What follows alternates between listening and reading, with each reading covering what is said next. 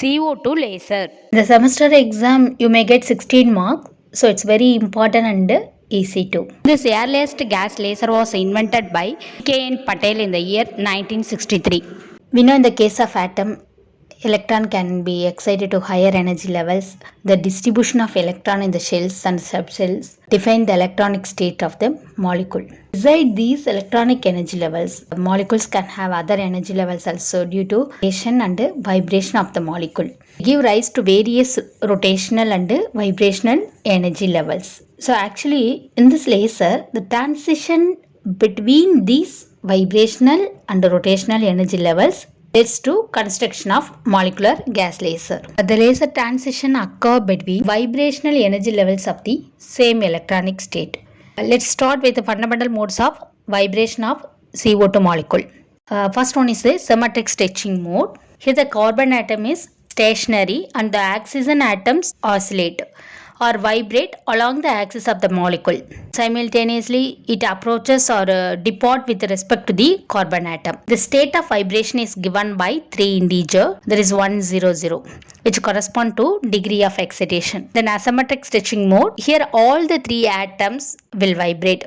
Here the oxygen atoms vibrates in the opposite direction to the vibration direction of carbon atom, which gives the quanta of frequency 001 and 002. This is the asymmetric stretching mode.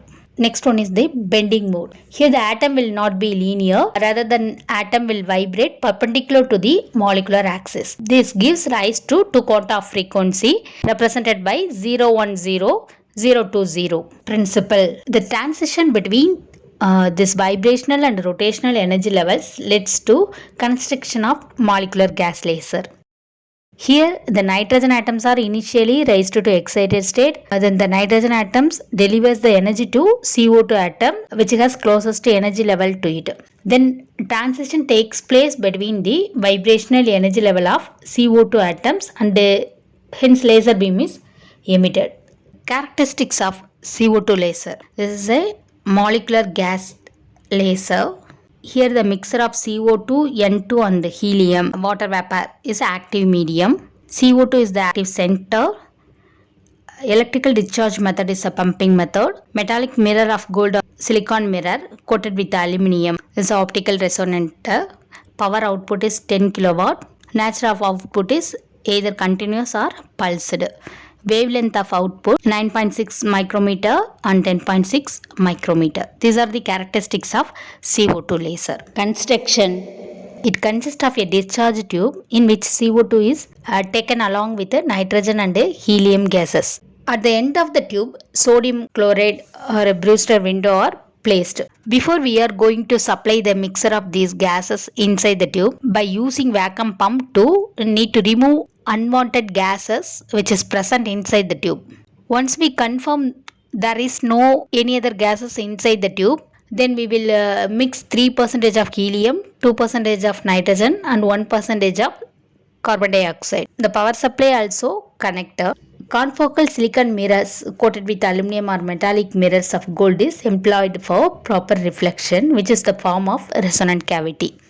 As you can see, the helium quantity is more comparatively carbon dioxide. But the thing is here, we are calling CO2 laser. Helium is a inert gas which is not going to participate in any reaction. But it will provide a certain environment where CO2 and nitrogen is going to interact, and due to the action we will get laser light. The output power can be increased by increasing the diameter of the tube. Nitrogen helps to increase the population of the atoms in the upper level of CO2, while helium helps to depopulate the atoms in the lower level of CO2. Also to cool the discharge tube. Working. When the electric discharge occurs in gas mixture, electron accelerated. These accelerated electrons collide with the N2 molecules and excite them to excited energy levels. This process is represented by the equation N2 plus E star. E star means here electron with high energy gives N2 star plus E. N2 star is the nitrogen molecule in excited state. plus E. That E is the same electron with lesser energy. Since the excited energy level of nitrogen is very close to E5 energy level of CO2 molecules. CO2 molecules are excited by the energy transfer and population inversion is achieved. This process is represented by the equation N2 star plus CO2 gives CO2 star plus N2. Here N2 star, that is nitrogen molecule in excited state. Here the CO2 is carbon dioxide in ground state. CO2 star is the carbon dioxide molecule in excited state. N2 is nitrogen molecule in ground state. Any of the spontaneous emitted photon trigger the laser action in the tube. When transition takes place between 001 to 100, the laser wavelength of 10.6 micrometer is emitted. Similarly, when the transition takes place between 001 and 020, laser beam of wavelength 9.6 micrometer is emitted. Since 001 to 100 has higher gain than 001 to 020 transition. Usually the laser beam of wavelength 10.6 micrometer is produced more. Since 001 to 100 has a higher gain than 001 to 020 transition. Usually the laser beam of wavelength 10.6 micrometer is produced more. When the gas flow is longitudinal, power output is 50 to 60 watts, but if the gas flow is perpendicular to the discharge tube, the output power may be raised to 10 kilowatt per meter. This type of CO2 laser is a TEA laser, that is transversely excited atmospheric pressure laser. The contamination of carbon monoxide and oxygen will also have some effect on the laser action. To avoid this, unused gases can be pumped out and fresh CO2 must be pumped inside the discharge tube.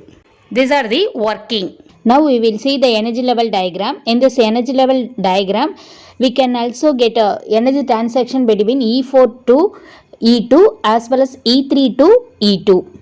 This is the fast radiation. Let's transition. Similarly, E2 to E1 also that fast radiation less transition occurs. The upper energy level of helium cannot be seen in the energy level diagram because it occurs very far from ground state energy level. Since helium has high thermal conductivity, addition of helium is to conduct the heat away to the walls, keeping CO2 cold, and hence it is effective in increasing laser power. Advantages of carbon dioxide laser. The construction of CO2 laser is simple. The output of this laser is continuous. Then it has high efficiency. It has very high output power. The output power can be increased by extending the length of the gas tube. Disadvantages of carbon dioxide laser. The contamination of oxygen by carbon monoxide will have some effect on the laser action. The operating temperature plays an important role in determining the output power of laser. The corrosion may occur at the reflecting plates. Accidental exposure may damage our eyes since it is invisible to our eyes. These are the demerits of carbon dioxide laser. Applications of CO2 laser. Due to the high power of CO2 laser, it has frequency used in industrial areas such as for cutting and welding. It is used for soft tissue surgery.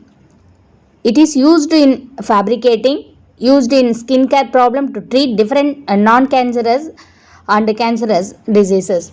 It is used to perform microsurgery and bloodless operations. These are few applications of CO2 laser.